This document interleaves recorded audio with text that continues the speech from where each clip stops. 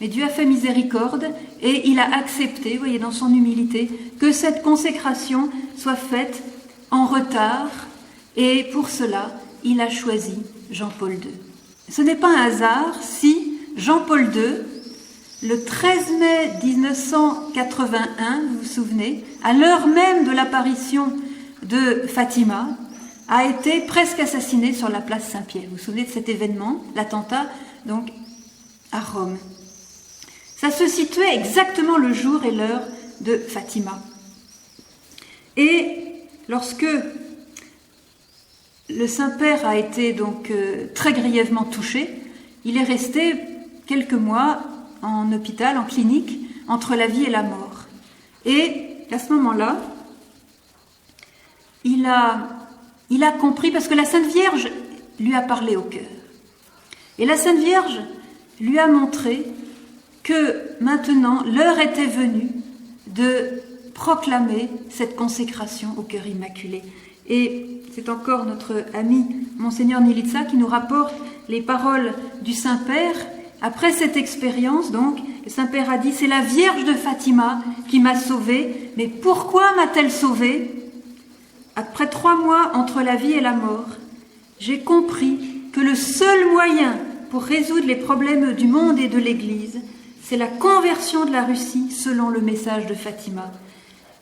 L'unique solution, c'est de vivre et réaliser le message de Fatima. » Et la Vierge lui a inspiré, alors qu'il était dans la clinique, lui a inspiré cette très belle prière de consécration qui donc a été faite quelques temps plus tard.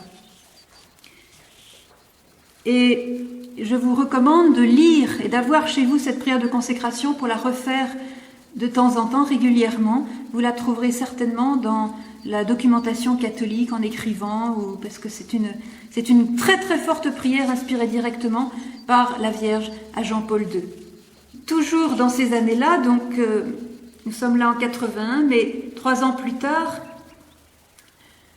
Jean-Paul II a donc proclamé le 25 mars 84 à Rome la consécration au cœur immaculé de Marie, donc de la Russie et du monde entier, et il l'a proclamé solennellement avec ce point fondamental qu'avait demandé la Vierge, c'est-à-dire avec l'union de tous les évêques du monde. Et il faut dire que auparavant, il y a eu plusieurs, tentatives de consécration faites avec plusieurs autres papes, mais Lucia, qui avait été consultée, avait dit non, cela ne correspond pas au désir de la Vierge. Car la Vierge avait bien dit que cette consécration devait être faite en union avec tous les évêques du monde. Et parce que, vous voyez, quand le Seigneur veut convertir, eh bien, il a besoin que des âmes soient en unité les unes avec les autres. Et il fallait l'unité des évêques pour que cette consécration porte son fruit de conversion. Et donc c'est le 25 mars que cette consécration a pu être faite. Et là je vais vous raconter une autre petite anecdote. Le Monseigneur Nilitsa se trouvait à Rome quelques jours auparavant et il se lamentait, il était avec Mère Teresa en visite à Rome, et il se lamentait de ce que cette consécration de la Russie allait être faite loin de la Russie. Et lui, il est évêque chargé par le pape de tout le monde communiste, c'est-à-dire de Pékin jusqu'à l'époque, c'était donc Berlin-Est, en passant par Moscou et tout ce monde communiste. Et il était très triste de voir que personne ne serait en Russie pour cette consécration de la Russie au cœur immaculé. Et alors il parlait de cela avec Mère Teresa, qui l'interrompt et qui lui dit « Allez-y, la Vierge vous ouvrira les portes de la Russie. » Vous savez qu'à l'époque, c'était le rideau de fer, on rigolait pas avec le KGB. C'était humainement impossible comme entreprise. Alors elle lui a donné son chapelet et elle a dit « Allez-y et je prierai pour vous ». Alors sur la foi de Mère Teresa, il a pris un autre prêtre avec lui, il avait un passeport italien d'ailleurs, bien qu'il soit slovaque, et il s'est dirigé donc vers la Russie. À la frontière russe, évidemment, ils ont été arrêtés, c'était au mois de mars, il faisait moins 15 dehors, c'était à 11h du soir, et le douanier leur a dit « Vous ne passerez pas, c'est impossible, il faudrait vraiment une permission tout à fait spéciale de mon chef, mais mon chef n'est pas là, donc vous ne passez pas ». Alors, Monseigneur Nilitsa, qui comprenait très bien le russe, entendait tout ce qui se disait, et tous les blasphèmes qui pouvaient circuler, Et il a compris qu'il fallait encore beaucoup prier. Alors ils ont passé leur nuit à dire le chapelet par -15 dehors. Et toutes les demi-heures, le douanier appelait son chef pour voir ce qui allait en résulter. Et alors ça ne marchait pas. Les téléphones russes, ils sont pas mieux que les téléphones ici en Bosnie-Herzégovine. Laissez-moi vous dire que quand on en trouve un qui marche, on est bien content. Et alors la nuit commença à prendre fin vers 6 heures du matin, de guerre lasse. Le douanier n'en pouvait plus, il a craqué et lui dit « Allez-y, passez, je ne veux plus vous voir ». Et c'est comme ça qu'ils sont entrés en Russie. Et le pape avait permis que les évêques fassent cette consécration aussi bien le 24 que le 25 mars. Donc ils sont arrivés à Moscou le 24 mars. Et alors ils sont entrés dans le Kremlin, dans toute cette zone au centre de Moscou. Et dans une des églises, là, qui était donc transformée en musée, vous savez, là-bas, les Russes qui étaient encore pieux et croyants allaient, soi-disant, admirer les icônes dans les musées. Et puis, en fait, c'était pour prier devant. Hein. C'était donc des anciennes églises. Donc, il est rentré dans une de ces églises et il s'est mis près d'un ancien hôtel. Et là, il avait acheté le journal de la Pravda et il avait dissimulé la formule de consécration au cœur immaculé dans la Pravda. Et lorsqu'il se tenait dans cette église désaffectée, donc, il passait pour quelqu'un qui était vraiment un très bon communiste, parce que les gens qui passaient devaient se dire « Oh là là, il scrute vraiment la Pravda avec attention, c'est vraiment un bon communiste ». Et en fait, donc, il était en train de consacrer la Russie au cœur immaculé de Marie, dans le lieu même du Kremlin. Et il disait que c'était la première fois que la Pravda contenait la vérité. Oui. Et il a pu aussi célébrer clandestinement la messe. Il avait ses petites fioles dans ses poches et il a donc consacré le pain et le vin, corps et sang du Christ, comme ça, les mains dans les poches, l'air de rien. Et donc ce jour-là, pour offrir donc au Seigneur toute cette grande Russie et tout le monde communiste avec. Et ça a été très très fort. Alors vite après, ils ont filé. Ils n'ont pas demandé leur reste. Ils ont filé et ils sont retournés à Rome. Et par une grande grâce du Seigneur, ils sont arrivés sur la place Saint-Pierre au moment et à l'heure où Jean-Paul II consacrait le monde entier, donc le 25 mars, sur la place Saint-Pierre. Alors pour eux, ça a été une très très grande joie. Et il a fait prévenir le pape qu'il était donc à Moscou la veille pour faire la consécration, en union donc avec lui. Et le pape l'a invité à prendre le lendemain le petit déjeuner avec lui. Et c'est un petit déjeuner qui a duré 3 heures. Vous voyez que c'est cool, hein, au Vatican. Un petit déjeuner qui a duré 3 heures. Et pendant ces 3 heures, il s'est passé de grandes choses, très intéressantes pour nous qui sommes à Medjugorje, car, bien sûr, Monseigneur Litsa a raconté à Jean-Paul II toute l'affaire de Moscou, il a été très très content, et il lui a dit « Viens, je voudrais te montrer quelque chose ». Alors, d'abord il lui a demandé « Dis Pavol, en revenant de Russie, tu ne serais pas passé par Medjugorje ?»« Ah non, très Saint-Père. »« Comment ? Tu n'as pas été à Medjugorje ?»« Ah non, très Saint-Père. Le Vatican me l'a déconseillé. » Et là, le Saint-Père a fait un geste, vous savez, quand on lance la main en arrière comme pour jeter un trognon de pomme, il a fait comme ça, dit « Oublie le Vatican et vas-y. Vas-y, incognito, et tu me diras ce que tu as vu là-bas. » Et il l'a emmené dans sa bibliothèque et il a montré à l'évêque un livre, c'était un des premiers livres du Père Laurentin, qui racontait les premiers événements de Medjugorje et les premiers messages de Marie ici. Un livre qui a été écrit en 83.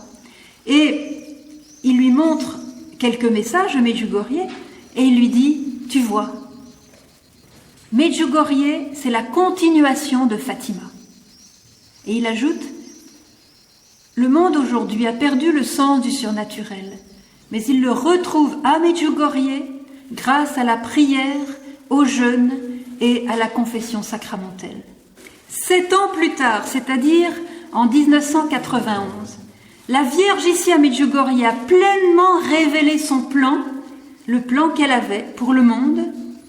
Et qu'est-ce qu'elle a dit? Elle a redit elle-même ce que le pape avait dit en 84 à Monseigneur Nilitsa sur Fatima. Et c'est le seul lieu d'apparition qu'elle ait jamais mentionné ici. Eh bien, il fallait que ça soit Fatima.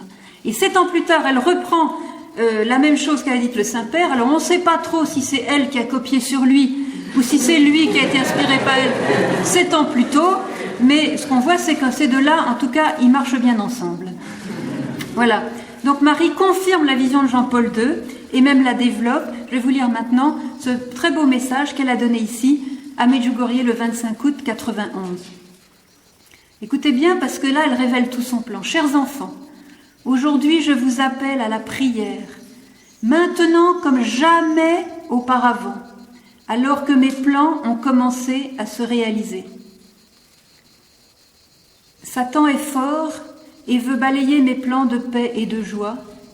Il veut vous faire croire que mon fils n'est pas fort dans ses décisions. C'est pourquoi j'appelle chacun d'entre vous, chers enfants, à prier et à jeûner avec encore plus de force. Je vous invite au renoncement durant 9 jours, je vous signale que la Vierge aime beaucoup les neuvaines, de telle sorte qu'avec votre aide, tout ce que je voulais réaliser à travers les secrets que j'ai commencé à Fatima puisse être accompli. Vous avez saisi? Elle a commencé avec ses secrets à réaliser quelque chose à Fatima et ici, elle va l'accomplir. C'est clair? Je vous invite, chers enfants, à bien saisir l'importance de ma venue, c'est-à-dire de mes apparitions ici à Medjugorje, et la gravité de la situation. Je veux sauver toutes les âmes et les offrir à Dieu. C'est pourquoi, prions pour que tout ce que j'ai commencé puisse être pleinement réalisé. Et là, à nouveau, vous voyez, elle nous parle de Satan qui veut détruire ses plans de paix, et elle, de son côté, qui veut sauver toutes les âmes. Vous voyez, elle a besoin de notre prière. Le 25 septembre, un mois plus tard, elle a continué sur sa lancée, elle a continué à révéler la totalité de son plan, et voilà le message qu'elle nous donne. Chers enfants, aujourd'hui, comme jamais encore auparavant, Satan désire montrer au monde son visage honteux, par lequel il veut tromper le plus de gens possible et les mener sur le chemin de la mort et du péché. Et ici, on a encore en filigrane la vision de l'enfer, parce que le but de Satan, c'est notre enfer. Il faut bien le savoir. Donc, sur le chemin de la mort et du péché, c'est ça. C'est pourquoi, chers enfants, aidez mon cœur immaculé à triompher dans un monde de péché. Voilà, à nouveau, Satan d'un côté avec ses œuvres de mort, et c'est mon cœur immaculé qui va triompher si vous m'aidez. Voyez, c'est pourquoi, chers enfants, aidez mon cœur immaculé à triompher dans un monde de péché. Je prie chacun d'entre vous d'offrir des prières et des sacrifices à mes intentions, afin que je puisse les offrir à Dieu pour les besoins les plus grands. Oubliez vos désirs et priez, chers enfants, pour ce que Dieu veut et non pour ce que vous voulez. Parce que c'est Dieu qui a la vision. Vous n'avez pas, nous n'avons pas la vision. Alors à nouveau, là, dans ces très beaux messages, elle révèle son plan et la connexion avec Fatima, et elle nous montre que Medjugorje est la grande réponse, c'est le lieu de l'incarnation de cette victoire, si vous voulez, et c'est la grande réponse pour le mal qui se développe à vitesse grand V aujourd'hui, et dont l'auteur est bien sûr le grand destructeur qu'est Satan. Ici, il faut savoir, vous savez que la Vierge vous a donné une théologie très claire et très simple, tout à fait en accord avec celle de l'Église bien sûr, à propos de Satan. Il existe, il est fort, et son but est de nous détruire. Voilà. Donc Medjugorje, devant cette action aujourd'hui de Satan, est cette école que la Vierge est venue instituer, fonder, voyez, pour réaliser la consécration.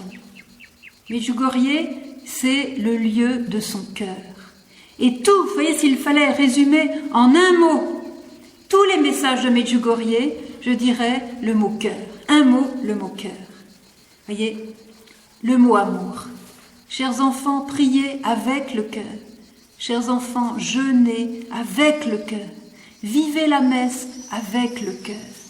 Chers enfants, que votre unique moyen soit toujours l'amour. Travaillez avec le cœur. Chers enfants, qu'aujourd'hui soit le jour où vous allez commencer à vivre l'amour. Voyez, commencez par aimer ceux de votre propre maison, nous dit la Sainte Vierge. Vivez l'amour dans vos familles. Vous voyez, Medjugorje, c'est l'amour, c'est l'école de l'amour. Et pourquoi je vous dis que Medjugorje, c'est la pleine réalisation des promesses de Fatima? C'est parce que c'est par cet amour vécu aujourd'hui, n'attendons pas demain, ne pensons pas non plus à hier, c'est l'amour vécu aujourd'hui qui va faire que le triomphe va être hâté dans le monde. Et Mère Teresa a une très belle parole, elle dit « Hier est passé, demain n'est pas encore là, je n'ai qu'aujourd'hui pour aimer. » Et je me demande si ce n'est pas la Sainte Vierge qui lui a inspiré. Et une maman, c'est quelqu'un qui est tous les jours avec son enfant. Et c'est pour ça qu'ici, la Vierge vient tous les jours, parce que c'est une maman qui accompagne la croissance de son enfant.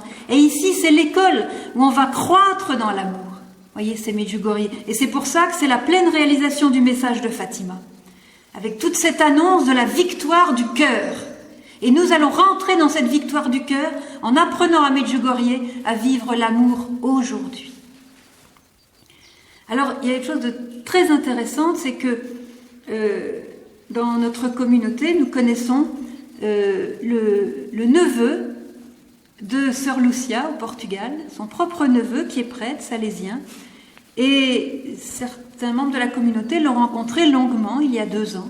Et il venait justement de voir sa tante pendant 3 heures. Et il est une des rares personnes, étant de sa famille, qui a la possibilité de la rencontrer comme il veut. Parce qu'autrement, il nous faut une permission du pape pour rencontrer Sœur Lucia. Même les voyants de Medjugorje qui ont été à Fatima n'ont pas pu la rencontrer. Vous voyez, une permission du pape. Donc, rares sont ceux qui sont très proches de Sœur Lucia. Et alors, il nous a confié quelque chose qui va vous faire plaisir, c'est que jamais Sœur Lucia n'a cessé de voir la Sainte Vierge. Les apparitions n'ont pas cessé. Alors, on ne sait pas exactement quelles sont les plages de temps entre chaque apparition. Nous savons qu'en 1929, elle a vu aussi Jésus et Marie, et qui lui ont dit d'ailleurs que le moment était enfin venu de faire la consécration, mais le message n'est passé chez le pape qu'en 1940, vous voyez le temps que ça a mis, et ça a été trop tard. Et il a révélé aussi quelque chose de très très très intéressant, c'est que Sœur Lucia, lorsqu'elle voit aujourd'hui la Sainte Vierge, eh bien la Sainte Vierge lui parle de ce qu'elle fait à Medjugorje. Ça, c'est très intéressant. Alors, nous allons voir maintenant pourquoi la Sainte Vierge a-t-elle été si claire dans le remède qu'elle nous propose?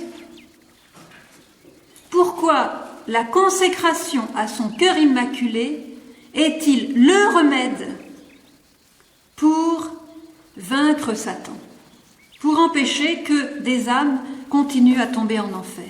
Pourquoi est-ce que c'est la consécration à son cœur immaculé, à elle, qu'elle nous donne comme le remède au mal, si vous voulez, pour vaincre le mal?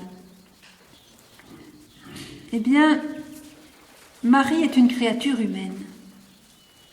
Et c'est la créature humaine qui a le plus souffert sur la terre, parce que lorsque Jésus était en haut de la croix, elle se tenait debout près de la croix, et elle souffrait en totale communion avec son Fils Jésus. Et en cela, elle est co-rédemptrice. Nous n'avons qu'un rédempteur, c'est Jésus, c'est le sang d'un Dieu qui nous a sauvés, c'est clair.